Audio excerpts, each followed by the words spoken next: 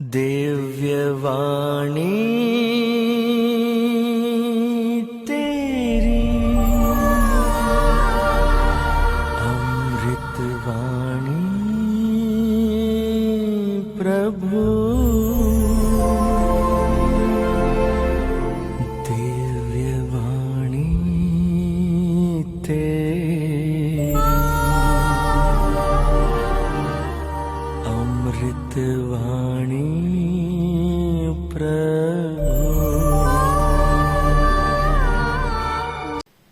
सबको जय मसीह, जय यीशु। इस वर्ष क्रिस्ती एकता प्रार्थना का मुख्य विषय है भलाई करना सीखो, न्याय के अनुसार आचरण करो। और यह वचन इसायास के ग्रंथ अध्याय 1 वाक्य संख्या 17 से लिया गया है, अर्थात learn to do good, seek justice. इसायास के ग्रंथ अध्याय 1 पढ़ेंगे, वाक्य संख्या 12 से 18 तक। उसका निचोड़ मैं आपके सामने रखना चाहूंगा। लोग ईश्वर का दर्शन करने के लिए जाते थे, लोबान लेकर, चढ़ावा लेकर, और असंख्य प्रार्थनाएं चढ़ाते थे। और वे लोग कई पर्व मनाते थे, जैसे कि अमावस का पर्व और विश्राम दिवस का पर्व, अन्य पर्व मनाते थे। और प्रभु उनसे क्या कहते हैं? सब व्यर्थ है, मुझे तुम्हारे पर्वों से घृणा है, मैं उनका सहन नहीं कर सकूंगा। मैं तुम्हारी प्रार्थनाओं को नहीं सुनूंगा, क्योंकि तुम्हारे हाथ रक्त से रंगे हुए हैं। तो इसलिए प्रभु ने उन्हें कहा, तुम पाप करना छोड़ दो, भलाई करना सीखो, न्याय के अनुसार आचरण करो, पदलितों की रक्षा करो, विधवाओं का साथ दो। अर्थात प्रभु कहते तुम बुराई अपने बीच से दूर करो, पाप को दूर करो और अन्याय को दूर करो, तभी मैं तुम्हारी प्रार्थना को सुनूंगा। और इन दिनों हम क्रिस्ती एकता प्रार्थना कर रहे हैं, क्रिस्तियों की एकता के लिए। तो इस संदर्भ में प्रभु हमसे क्या कहते हैं? जब तक हमारे बीच में फूट है, विभाजन है और मन मुटाव है, दलबंदी है, तब तक प्रभु हमारी प्रार्थना को भी नहीं सुनेंगे। और इसलिए प्रभु चाहते हैं कि हम अपने जीवन को सुधारें, पापों के लिए सच में पश्चाताप करें। और आज ये प्रभु की कलीसिया टूटी फूटी पड़ी है और हजारों डिनोमिनेशंस में कलीसिया बट गई है। तो कलीसिया की एकता के लिए, कलीसिया के निर्माण के लिए, कलीसिया की मरम्मत के लिए हमें कदम उठाना है, प्रयास करना है। और तभी हमारी प्रार्थनाओं की सुनवाई होगी, तभी लोग विश्वास में आएंगे और तभी कलीसिया का विकास होगा, कलीसिया का विस्तार होगा। कुरिन्थियों के पहले पत्र अध्याय 12 वाक्य संख्या 27 में संत पौलुस कहते हैं कि कलीसिया मसीह का शरीर है, आप सब मिलकर मसीह का शरीर है और आप में से प्रत्येक उसका एक अंग है। तो कलीसिया क्या है? यीशु मसीह का शरीर है और हम उस शरीर के अलग अलग अंग हैं। और 2000 वर्ष पूर्व प्रभु यीशु ने सिर्फ एक कलीसिया की स्थापना की। यदि आप मत्ती का सुसमाचार पढ़ेंगे, अध्याय 16 वाक्य संख्या 18, वहां में यीशु ने पेतरू से कहा, मैं तुमसे कहता हूं, तुम पेतरूस अर्थात चट्टान हो और मैं इस चट्टान पर अपनी कलीसिया बनाऊंगा, अधोलोक के फाटक इसके सामने टिक नहीं पाएंगे। अधोलोक के फाटक अर्थात नरक के फाटक इसके सामने टिक नहीं पाएंगे। आज नरक के फाटक कलीसिया के सामने टिक पाते हैं, शैतान हावी हो जाता है, क्योंकि कलीसिया विभाजित हो गई है। और कलीसिया के विभाजन के पीछे हम सभी जिम्मेवार हैं। आज दुख की बात है कि हमारी वह कलीसिया जिसकी स्थापना यीशु ने की, वह 40,000 डिनोमिनेशंस में बट गई है। और यदि एक इंसान के शरीर को आप अलग अलग भागों में काट देंगे, अलग अलग करेंगे, तो उसका क्या हाल होगा? उसकी मृत्यु हो जाएगी। आज कलीसिया को हम लोगों ने इतने टुकड़ों में बांट दिया है, कलीसिया मरी पड़ी है, कलीसिया में जीवन नहीं है, कलीसिया में सामर्थ्य नहीं है, कलीसिया में शक्ति नहीं है। और इसलिए क्या हो रहा है, हमारी प्रार्थनाओं की सुनवाई नहीं होती है। सुसमाचार का प्रचार तो हो रहा है रेडियो के माध्यम से, टेलीविजन के माध्यम से, चैनल्स के माध्यम से और रिट्रीट सेंटर्स के माध्यम से, बाइबल के कन्वेंशंस होते हैं, फिर भी बहुत कम लोग विश्वास में आ रहे हैं। और कलीसिया के ऊपर अत्याचार किया जाता है, मसीही ऊपर अत्याचार होता है, लेकिन उसका विरोध करने के लिए हम सक्षम नहीं है, क्योंकि हम बहुत बुरी तरह विभाजित हैं, हम टूटे फूटे पड़े हैं। और एकता में बल है, हमें मालूम है। और मार्कुस के सुसमाचार अध्याय 3 वाक्य संख्या 24 और 25 में वहां पे प्रभु यीशु क्या कहते हैं, जिस राज्य में फूट पड़ गई है वह राज्य टिक नहीं सकता, जिस घर में फूट पड़ गई है वह घर टिक नहीं सकता, जिस कलीसिया में फूट पड़ गई है वह कलीसिया टिक नहीं सकती। और साथ ही साथ आप कुरिन्थियों के पहले पत्र अध्याय 1 वाक्य संख्या 10 से 12 तक में वहां पे संत पौलुस क्या कहते हैं, कुरिन्थ की कलीसिया में फूट पड़ गई थी, तो इसलिए संत पौलुस ने उनसे कहा, आप लोग एक मत होकर दलबंदी से दूर रहे, आप एक दूसरे से मेल मिलाप करें और हृदय तथा मन से पूर्ण रूप से एक हो जाए। हृदय तथा मन से पूर्ण रूप से एक हो जाए। प्रभु आंशिक एकता नहीं, पूर्ण एकता चाहते हैं। और मुझे पता चला है कि आप लोगों के बीच में फूट पड़ गई है। कोई कहता है मैं पौलुस का हूं, दूसरा कहता है मैं अपोलोस का हूं, तीसरा कहता है मैं कैफस का हूं, चौथा कहता है मैं मसीह का हूं। संत पौलुस पूछते हैं, क्या मसीह कंड कंड हो गए हैं? क्या मसीह टूट फूट गए हैं? तो इसलिए कलीसिया की एकता बहुत बड़ा मुद्दा है, छोटी सी बात नहीं है। आप लोगों ने स्तोत्र 133 सुना है ना? तो स्तोत्र 133 में प्रभु कहते हैं, ओ भाइयों का एक साथ रहना कितना भला है, कितना सुखद, वह सिर पर सुगंधित तेल जैसा है, जो दाढ़ी पर, हारून की दाढ़ी पर उतरता है, जो उसके कुर्ते की गर्दनी तक उतरता है।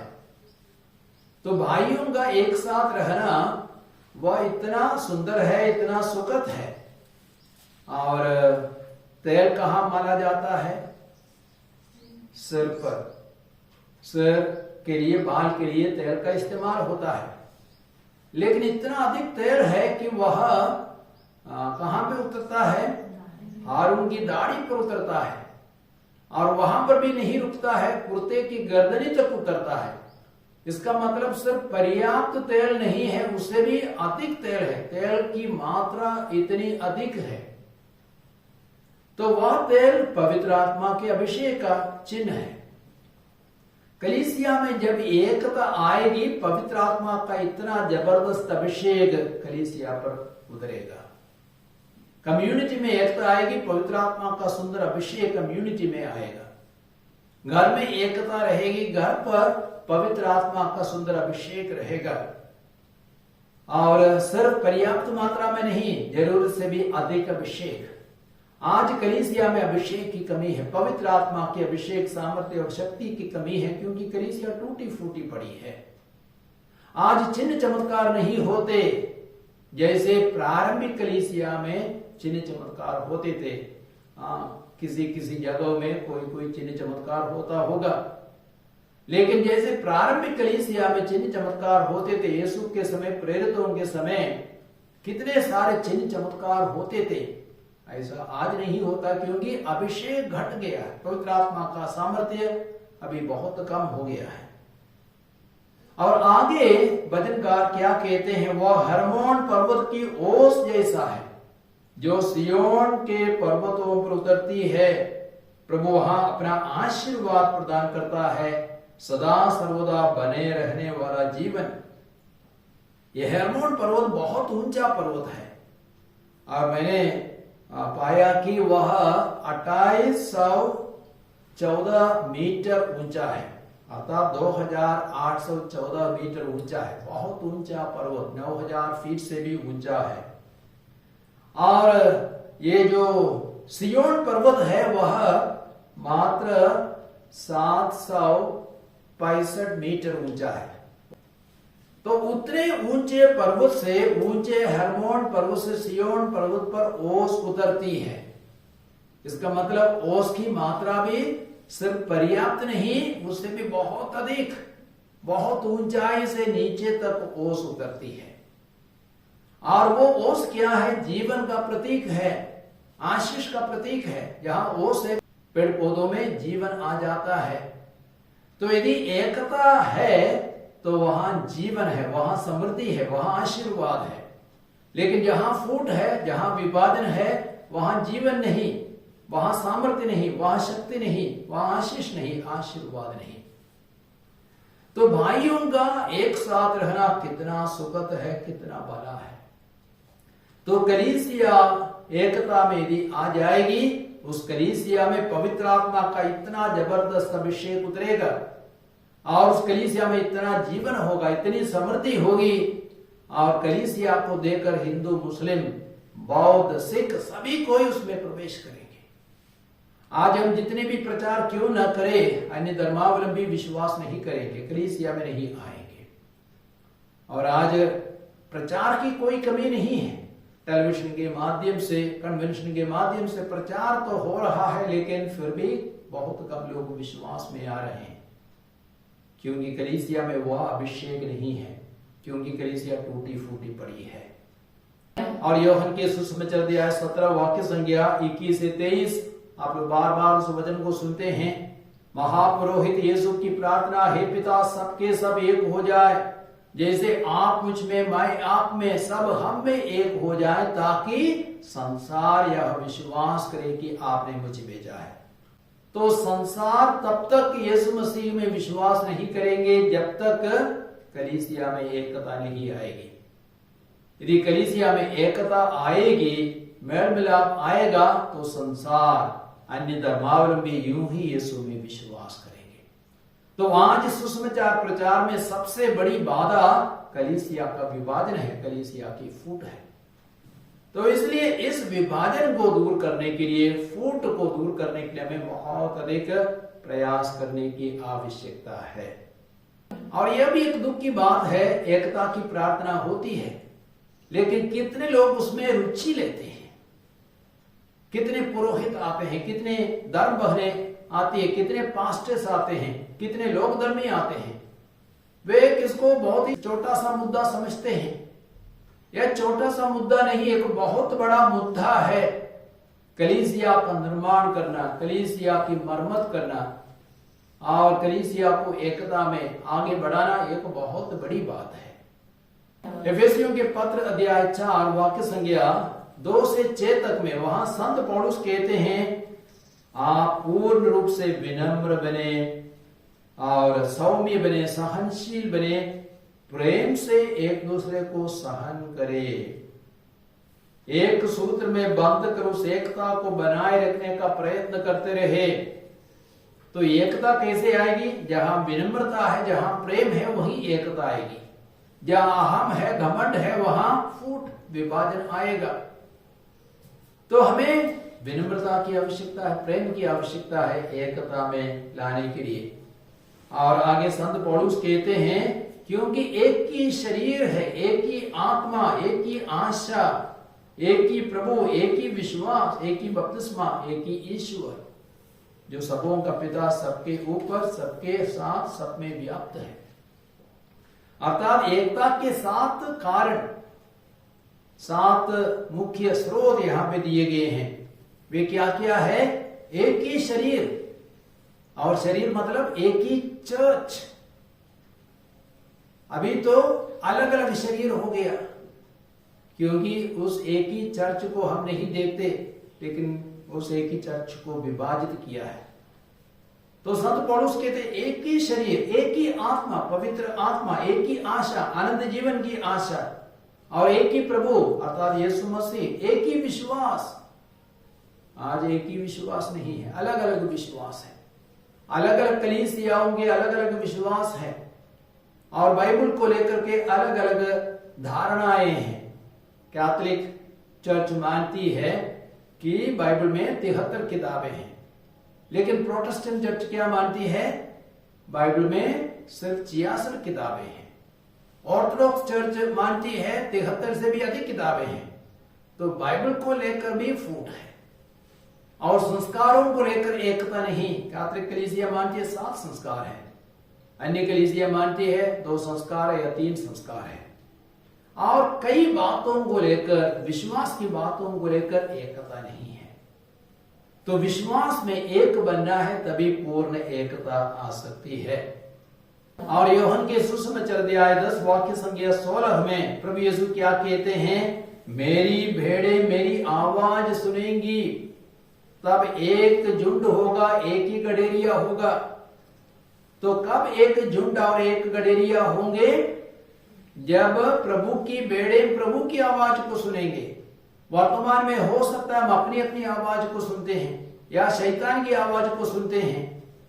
यदि हम कहते हैं हम बाइबल के प्रेमी हैं, तो हमें प्रभु के वचन को प्यार करना है, प्रभु की आवाज को सुनना है, प्रभु के वचनों को सुनना है और उन वचनों के अनुसार जीने का प्रयास करना है। तभी एक झुंड होगा, एक ही चरवाहा होगा और तभी कलीसिया का विस्तार होगा, कलीसिया का विकास होगा। तभी अन्य धर्मावलंबी यूं ही कलीसिया में आ जाएंगे। तो आइए क्रिस्त में प्यारे भाई और बहनों, हम अपने पापों को जाने, अपनी गलतियों से हम अवगत हो जाए, उन गलतियों के लिए हम पश्चाताप करें। साथ ही साथ हम अपने अगुओं को क्षमा करें। अतीत में जिन्होंने कलीसिया को विभाजित किया, उन सबको हम क्षमा करें। हम एक दूसरे को भी क्षमा करें और आज एकता के लिए हम निरंतर प्रार्थना करते रहें, क्योंकि यीशु की यही इच्छा है। और सत्य की हम खोज करें, क्योंकि यीशु कहते हैं यूहन्ना 8:32 में, सत्य तुम्हें स्वतंत्र करेगा। आज कई लोग असत्य में जी रहे हैं। हमें सत्य की खोज करना है और सत्य को पाना है, तब वह सत्य हमें एकता में लाएगा। और साथ ही साथ हम अधिक लोगों को विश्वास में ला सकेंगे और अधिक आत्माओं को हम बचा सकेंगे। सबको जय मसीह, जय यीशु। जय मसीह, जय यीशु।